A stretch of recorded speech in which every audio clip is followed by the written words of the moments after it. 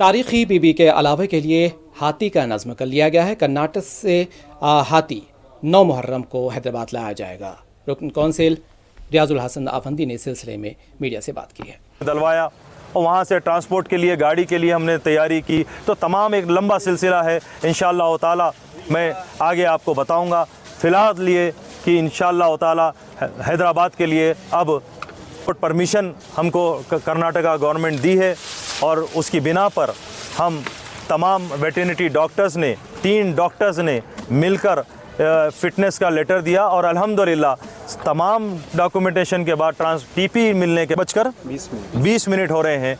ये साथ मेरा साथ दिए हैं। अल्हम्दुलिल्लाह मैं बड़ी इस बात को आपके सामने तला देता हूँ कि यकीनन अब उम्मीद करते हैं कि इंशाअल्लाह ताला अल्लाह के फ़ज़ल व करम से हाथी कल इंशाअल्लाह 9 मुहर्रम दोपहर तक हैदराबाद में मौजूद रहेगा और इंशाअल्लाह ताला हस्बे रिवायत 10 मुहर्रम के दिन अलावे बीबी से सवारी इल्म मुबारक हाथी पर बरामद होगी।